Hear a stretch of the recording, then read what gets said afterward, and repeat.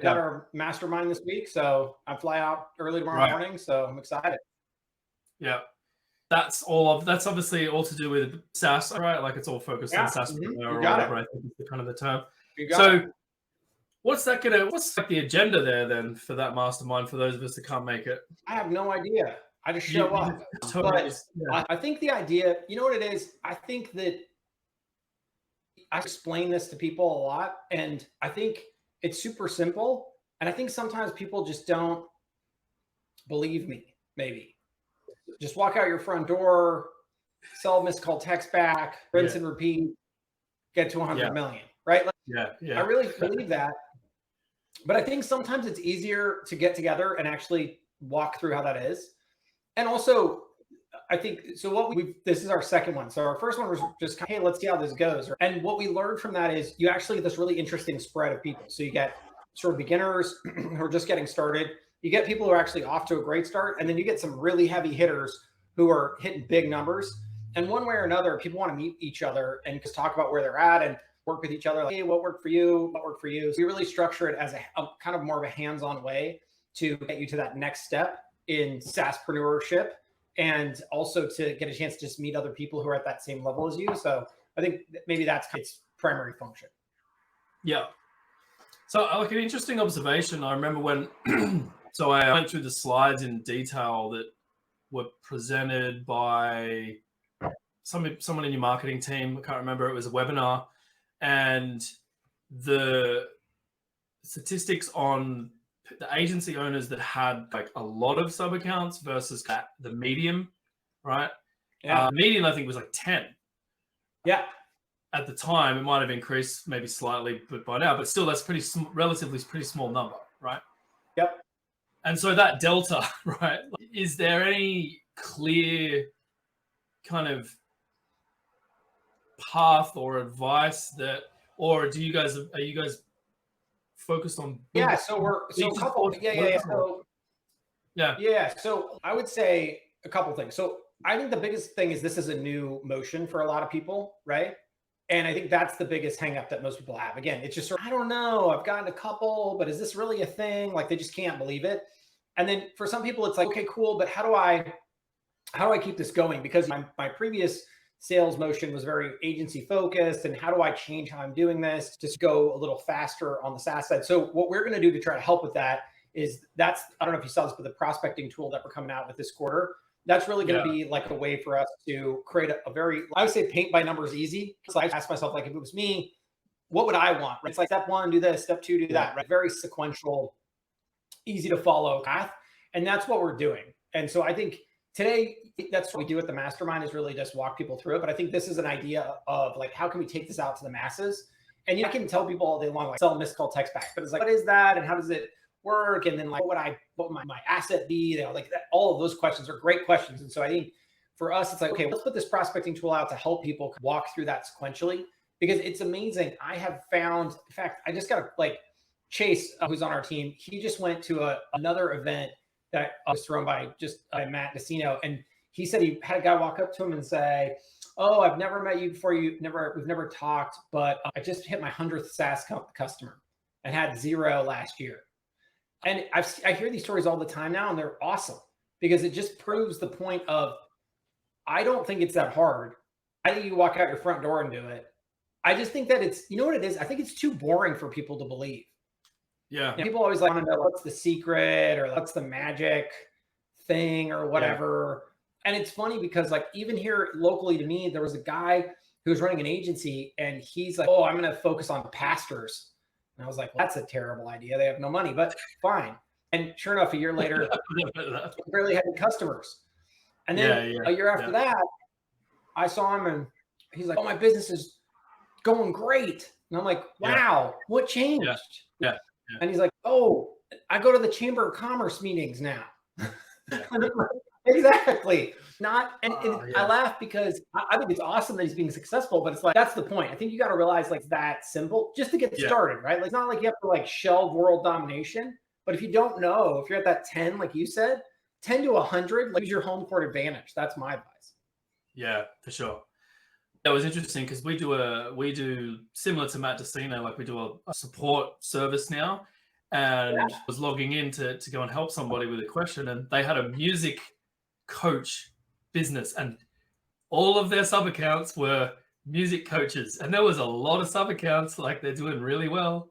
So like, there's a small pocket of people for you, right? There is. Right. So I found to be pretty funny. That's the thing, right? Like from a price point perspective, you got to realize if the people you're trying to sell to can't say easily yes, you've hit the worst niche possible. Like find immediately, go somewhere else, right? Yeah, because it should be a simple sale, a simple yes, and very scalable, right? I think so. What I see a lot of is, so as an affiliate, a lot of people come to ask me a bunch of questions. How do I do this? Where would I start, sort of thing? And I think that the thing is, right, is because, and you're obviously very vocal about, we're shipping this is now available. This is all coming here. I'm hearing frozen from the crowd, but seems like I'm all right on my own. But yeah, so there's all of this functionality and there's all of these release notes with all of this stuff. And I think that the perception is I would be doing myself a disservice by going and doing missed call text back, right? And so what I have a similar sort of strain of advice, which is you just got to choose to be a little bit boring. I know that it's not like AI generated this and that and the other and all this type of the cool stuff, right? Oh, we'll have that in a minute too. Yeah, of course. Right? It's probably the thing that's going to allow you to develop scalable, repeatable processes that will get you beyond 10, 20, 30 sub accounts, right? Yeah. Then maybe you can start to look at, all right, I'm going to throw in to average, kind of raise the average contract value of the 80% of the customers that I've already got. They can now adopt this feature or this. Whatever. Totally. Yep. You're absolutely right. Kind of build that foundation. Like you don't need to try and throw kitchen sinks at people, right? No, that's, I think it's a human problem. We didn't build it this way for fun. We built it this way because we had to. Yeah.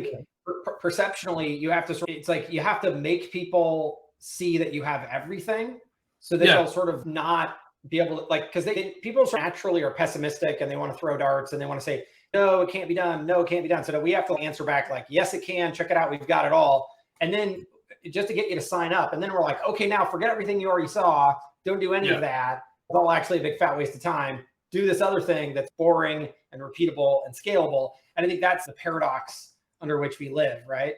Yeah. Because there'll always be someone out there who says this feature or that feature is my hallmark feature and I make lots of money on it and everything else. And that's cool and all, but let me show you a better way. And it's just hard. I think we all have our perspectives in life and our own egos, and we don't want to say that what we're doing is the wrong method. But so that's just how we operate. But the great news isn't really actually at the end of the day, it's not me saying this is actually me just looking at all the people using the system across all the different features and looking at the ones who make the most money. They're not the ones who go all bonkers and try to use every feature. They're the people who literally dial in on 1 or 2 or 3 or 4 features and create 3 plans around them. And that's all they support. They say no to everything else.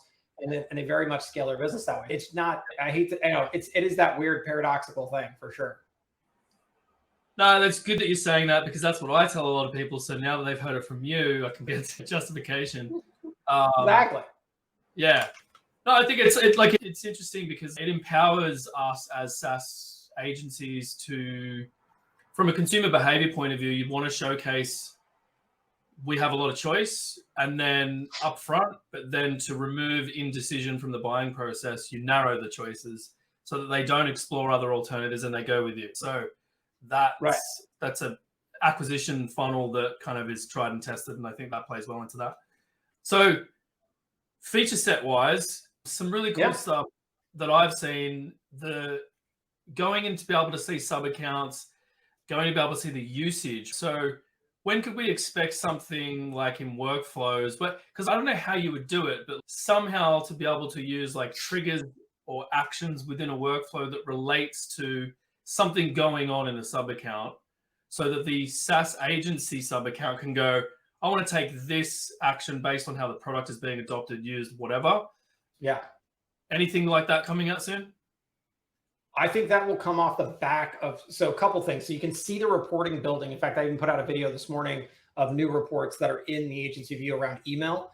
And so the reporting is there, right? And then the prospecting tool really our foray into this, because if you think about it in that case, what we need to know is which sub account is like the master sub account, right? And so we really do need to adopt that concept. And so I'm pushing my team to do that, because from there, it'll start off with the sort of, or we'll have to bring workflows or something up to the agency level. I think that's the debate we're having.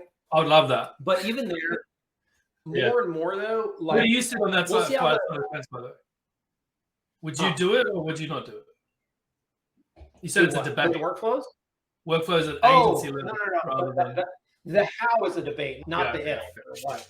But no, the how. I think it's about, okay, so we'll see how, I think the prospecting report's like canary in the coal mine, right? So this is going to be our first foray into listen. This is like our view on what we think you should be doing in terms of your sale. Now, it's a little open-ended in the sense that maybe some people are going to start with missed call, text back, and some people will start with chat or web chat or something.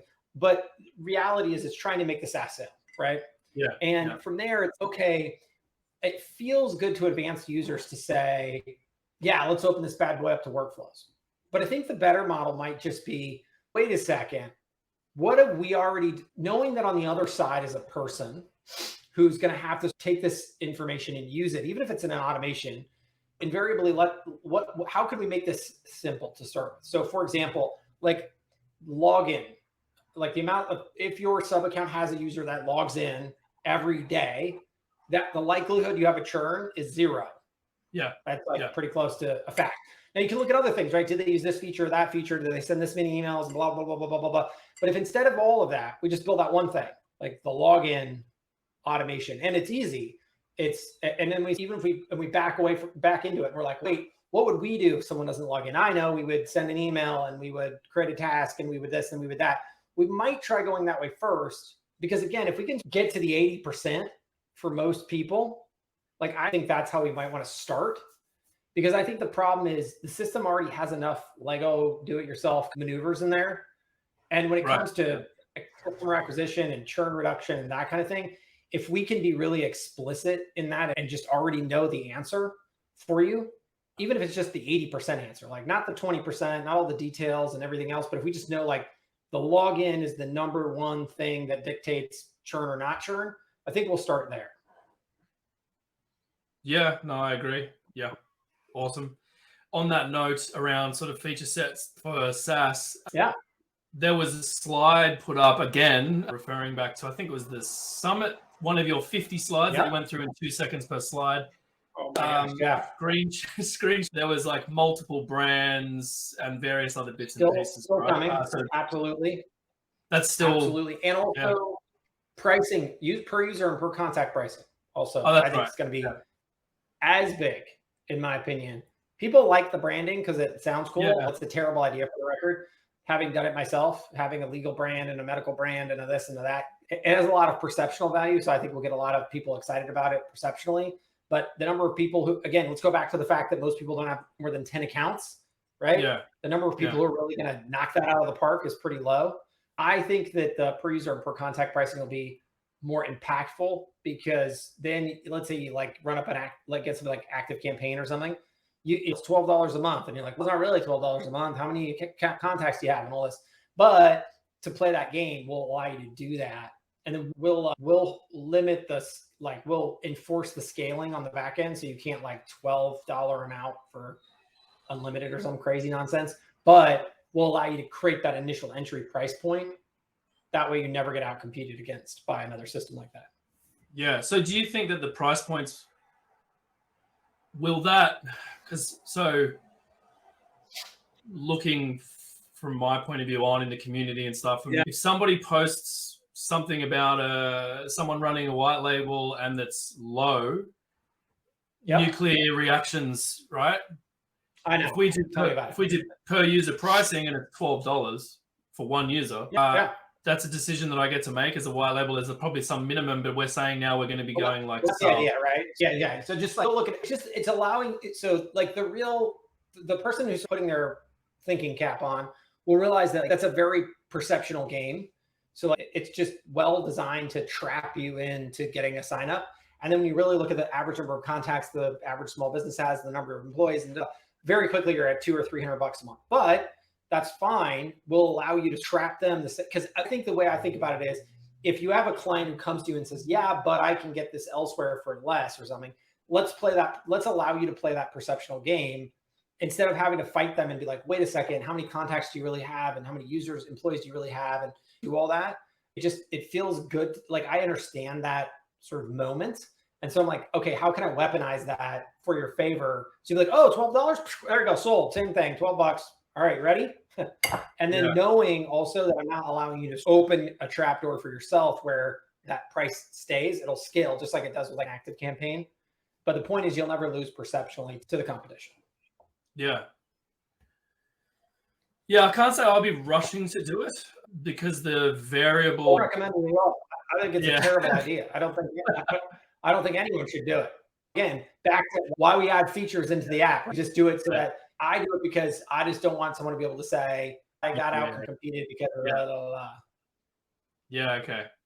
Yeah, I wonder what that would do. Like where if you had someone comparing apples to apples, not that you would, but I think it's very unlikely that one consumer is comparing one white label versus another white label. But you could end up in a situation where someone's saying, do a demo one day and they say, like, here's this feature set, it's $300 per month. And then someone says, this is $12, right? Who cares? Yeah. I wouldn't do the I feel like, if you look at larger players, pricing methodologies become super important because it's all about tricking people into doing things that, fundamentally, it's like, I should just be able to come out and tell you, like, here's what you need and here's how much it costs. And I'm not being unreasonable, but I think that what we find with just human nature is that people like to tell themselves stories. Oh, it's cheaper here or cheaper there, even if it's not, because people can't do math. Like, the number of things I see priced like per day or per hour or per whatever. And then if you're like, wait, what am I actually going to use that? I'm actually going to use that for a month. What am I really paying? But nobody wants to tell themselves that because it sounds too expensive. So they wouldn't buy it. But if you kick it down like per hour, they're like, oh yeah, I'm all over it. Yeah. Okay. So you just gotta deal with people. There's a economics book called Free, or Chris Henderson, I think it's called Too Cheap to Meter. Oh, okay. Where it's like he talks about if it's too cheap to meter, then you don't worry about it in terms of the usage, right? Yeah, absolutely. Absolutely. Okay. So that's interesting. So timelines on those few all elements? that stuff should be by the end of the quarter. Okay. All right. So you probably I want to know as well. I know this conversation's kind of meant to be around SaaS, right? But we can talk about anything. What don't we know about the OpenAI, ChatGPT 3, et cetera. It's all up a little bit in the sort of popular culture, but you guys must have been building something for a little while and they're ready to ship a few bits and pieces. Good news for us, we're in a fun position. It's also a boring position. So we just got to look at what our customers are already using and just replicate that feature set.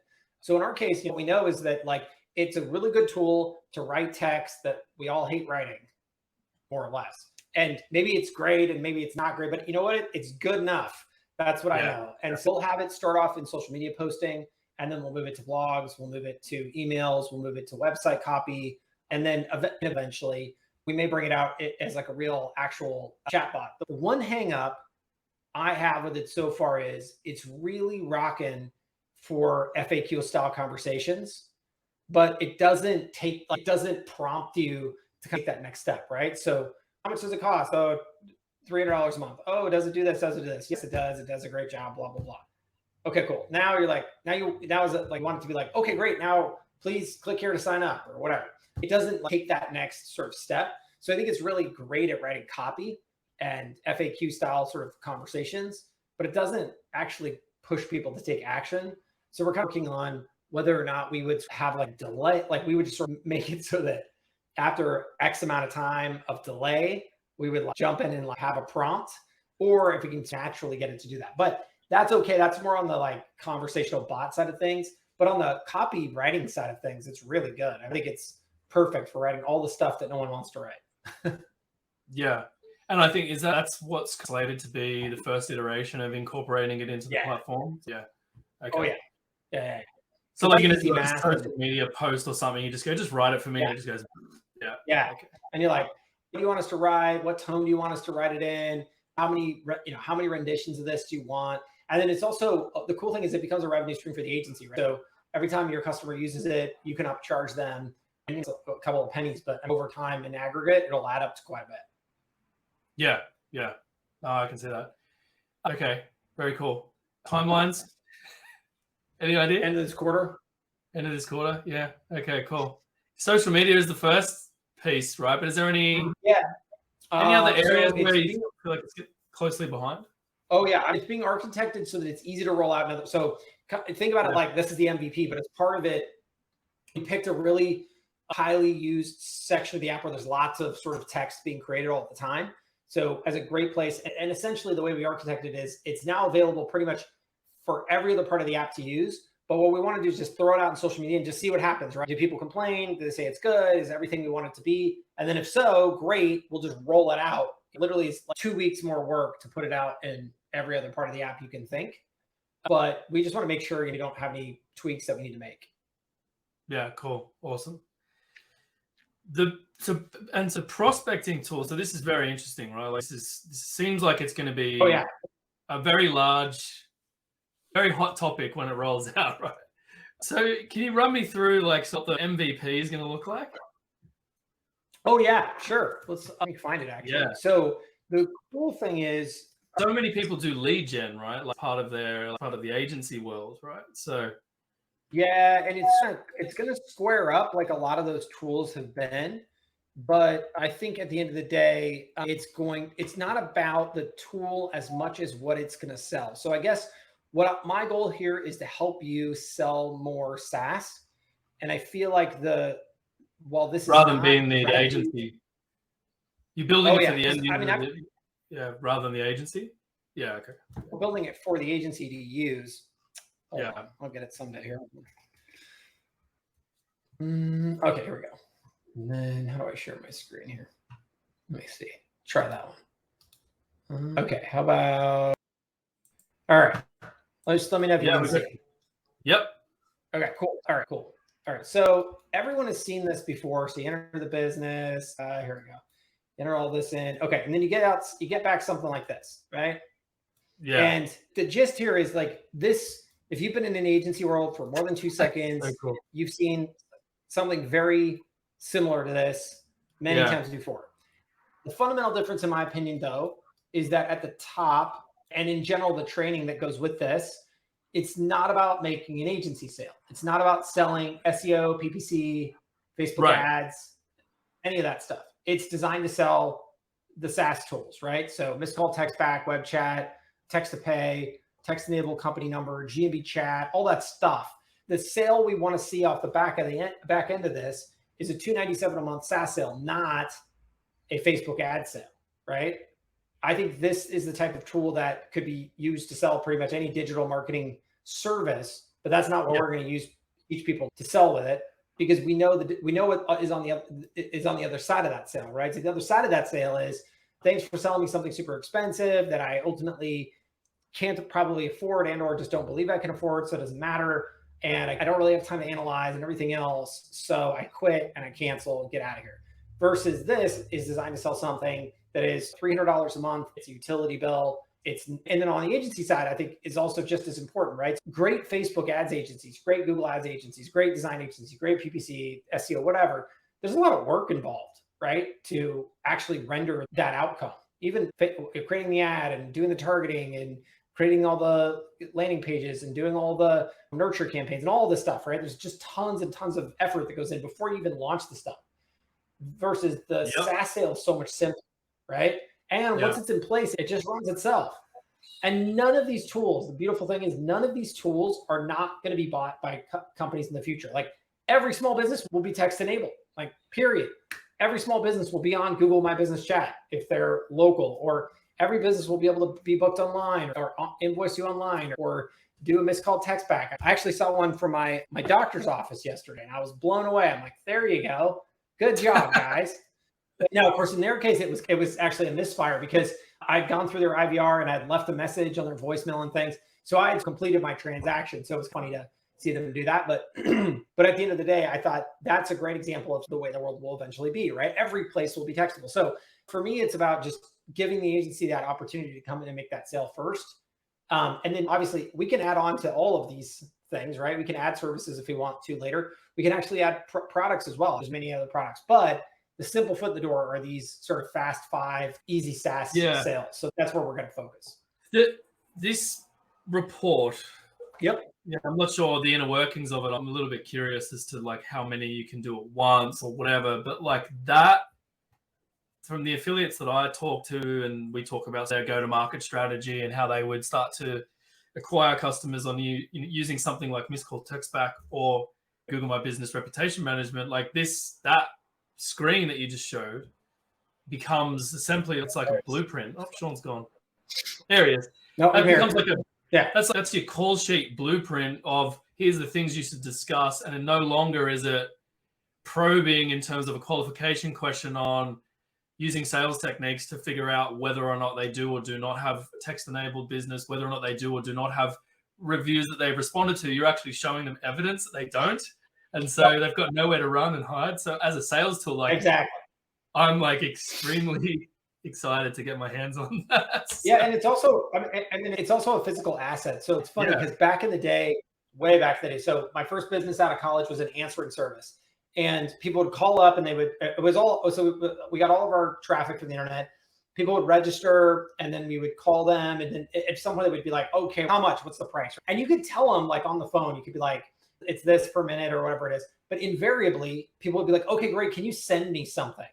And it was like, what do you want? I guess I could send you an email. Right? What we realized over time was we created like this nice PDF and stuff that looked fine, but it just basically you could put it in an email in 10 seconds.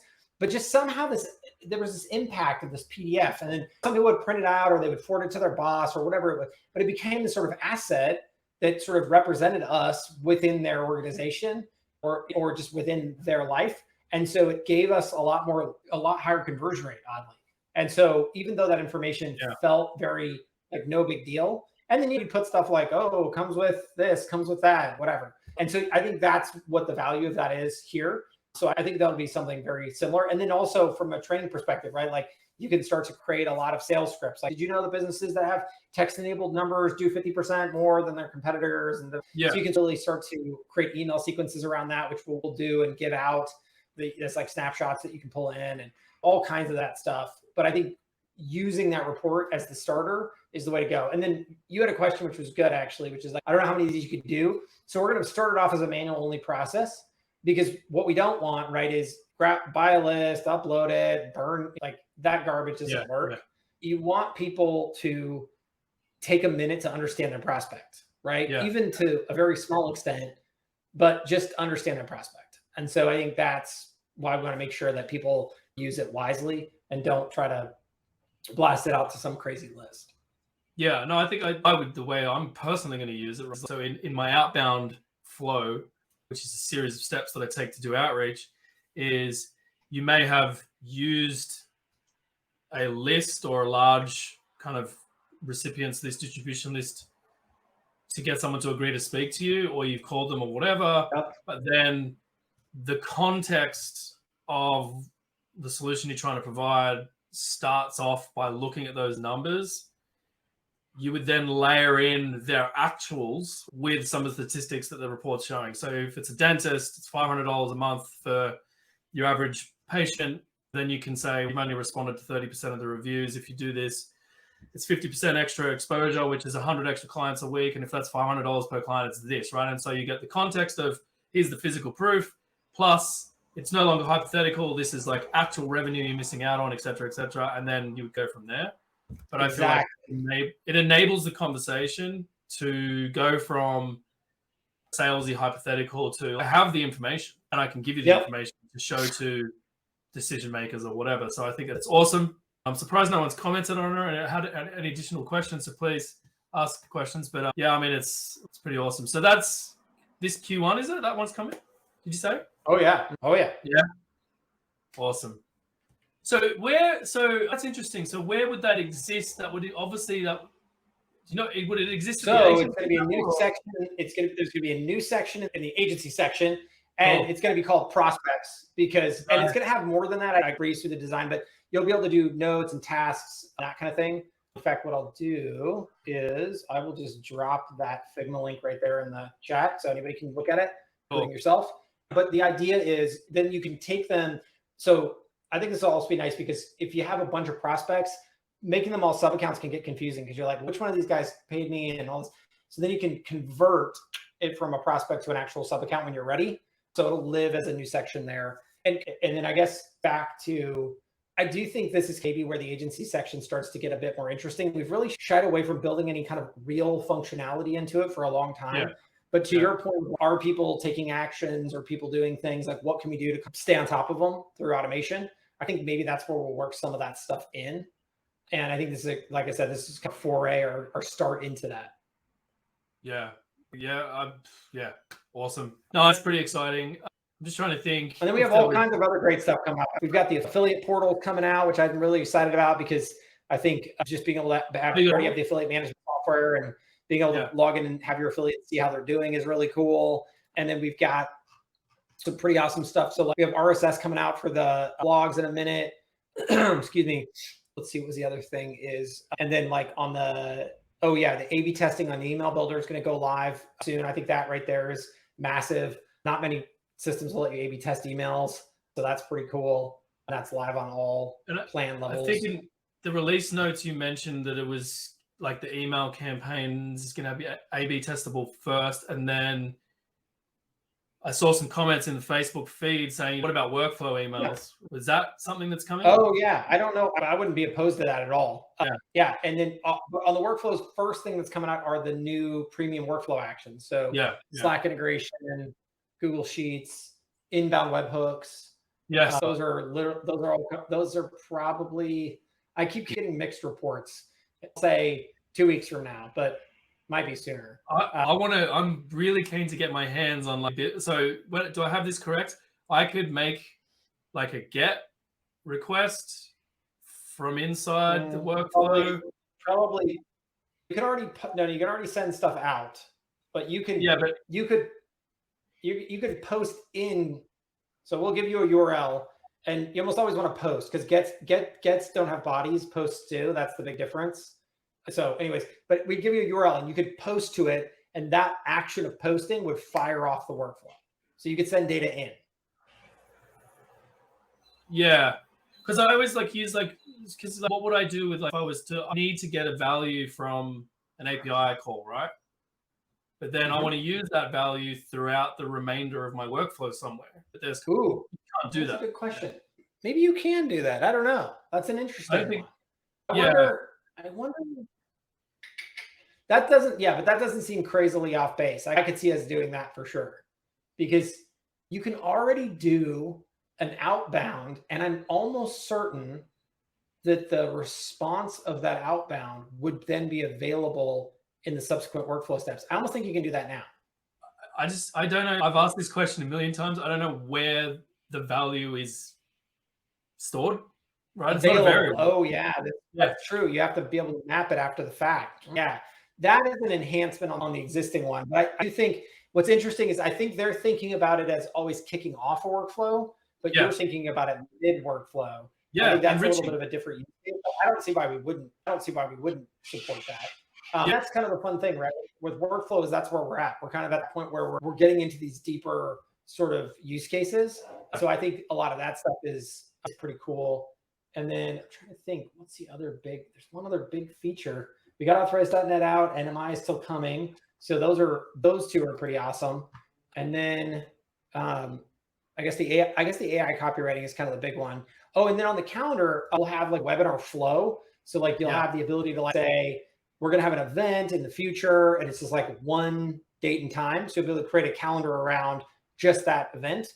That should actually be out, I want to say this week. And so then you'll be able to do that. So I think that is I think the thing is, it's just a litany of 100 things coming out, and it all just depends on like who you are. Like if you're Marie, right? Yeah. Authorize.net is what she was all about, right? You see that. So that's the idea, right? So we're at that point now where I'm trying to think, there are a couple of big features. Like I think next quarter, we're going to shoot for IVR, probably inbound calling, really build out the bulk of that now that the LC phone system is live. There's been a ton of, I would say the biggest thing that got in our way though is all the regulatory changes were way bigger than we had imagined they would be. And I think they're bigger than anybody imagined they would be, because they just are so new. And then and then it was terrible because like they came out with all these rules, and one of the big ones that was helping us was this concept called the starter brand, where it was like, oh, I'm not a big corporation. I'm just like a small business or whatever. And so as a starter brand, you could just, I think it was like 3,000 messages a day or something was the limit. And that was like 99% of people. Right? And then all of a sudden and then the carriers, I think, figured out that most people were starter brands.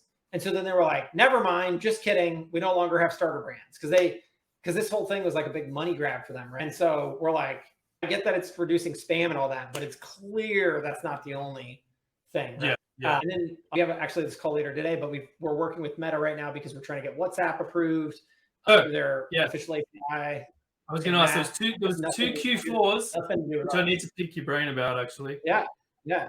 Two Q4s or estimated for Q4s. One was the Meta WhatsApp, and the other one was estimates and quotes. Yes. Okay. So I got updates on that. So the first one is literally right there. It is us negotiating with Meta to give us access. And so they announced this public API, which is great.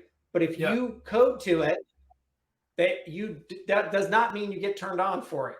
So we're literally in a negotiation right now, and they're super nice folks, but like they also had a big round of layoffs, and so that team got hit, and so there's all this like turnover going on, and so we're just like, hey guys, could you please we have all these great customers, can you please turn us on? And that's kind of where we're stuck.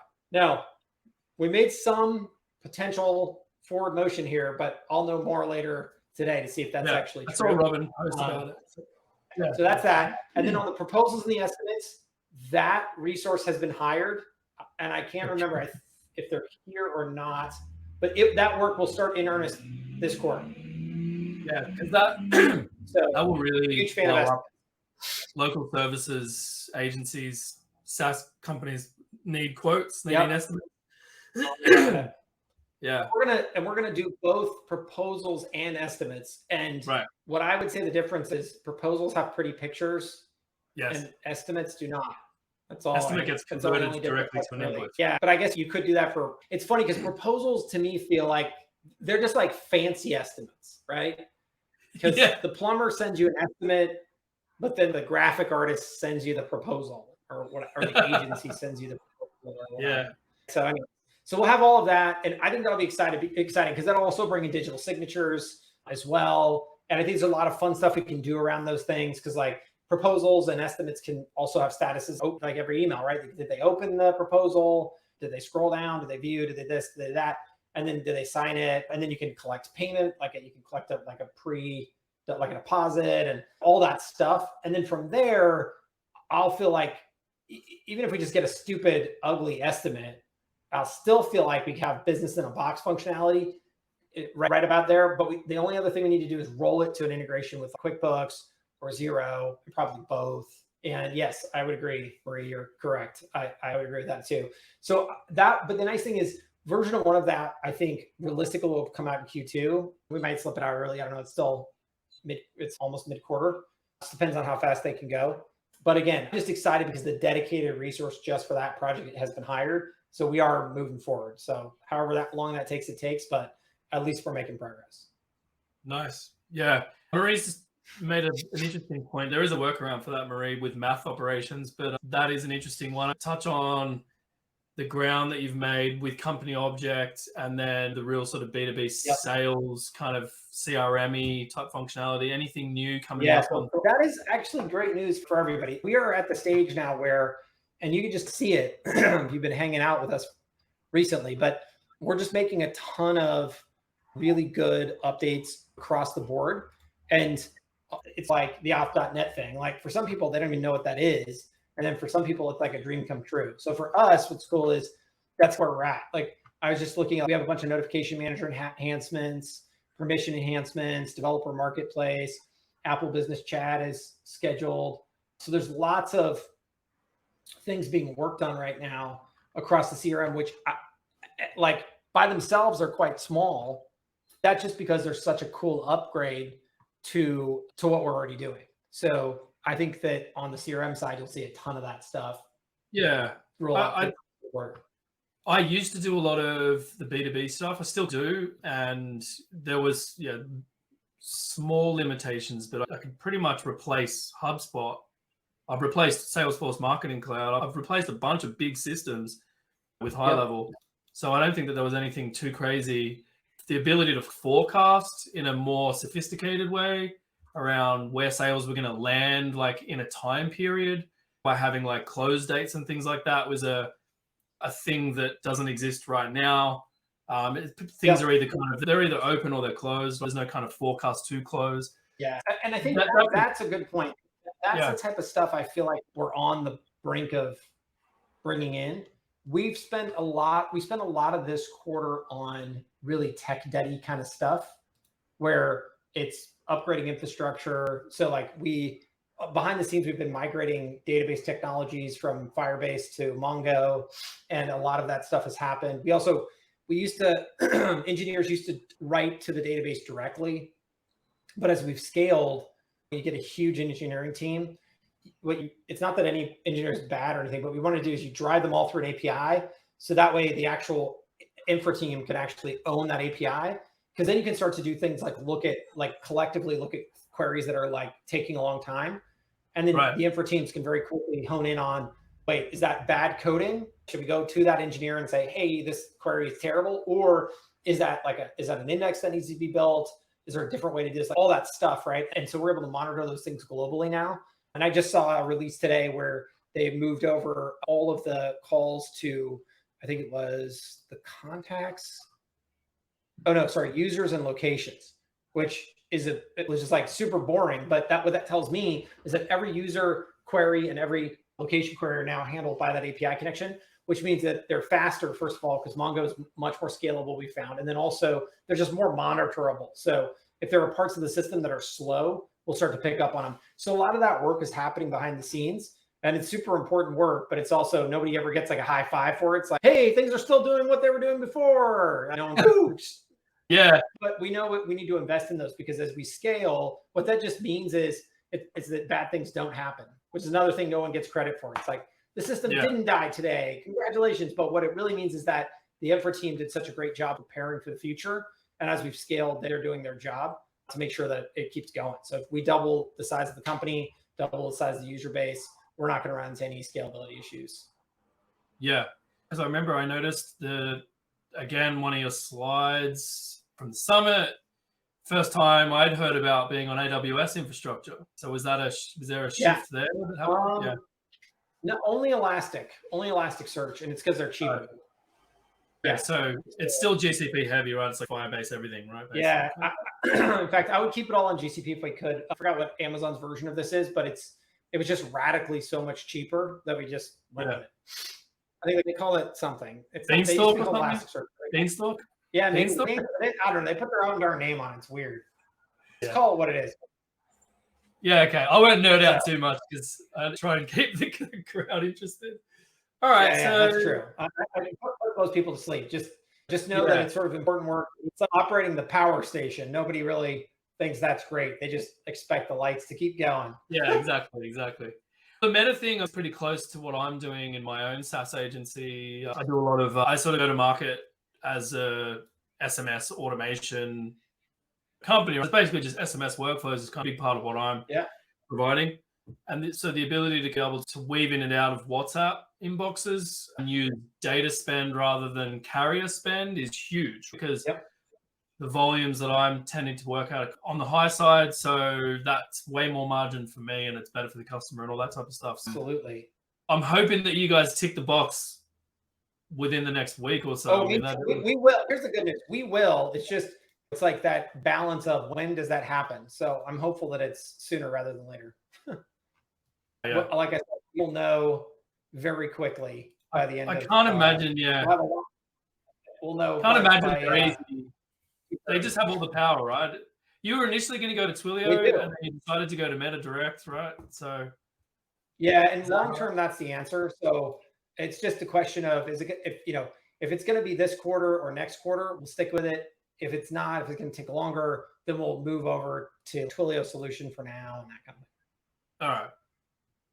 We've got 2 minutes left. So whilst we've got 2 minutes left, I was just going to see if there was anything that maybe was like not even a definitive, like any sort of Easter eggy type things that maybe people don't really know about, maybe something left of field, something I was going to say, I try to tell everybody everything as soon as I know it. I think the good news is we're going to continue to do what we're doing. But ultimately, it could be webinar software, it could be ad creation stuff, it could be a Canva image editor, you name it. We have all of those things on our long-term roadmap.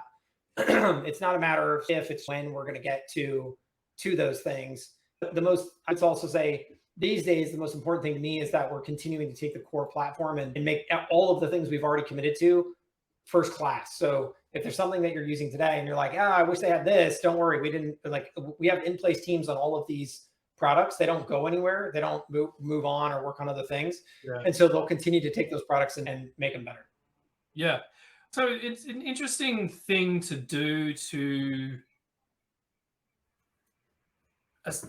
you build out so that it's really robust in your API endpoints, right? So that, I can just use Zapier and make and whatever.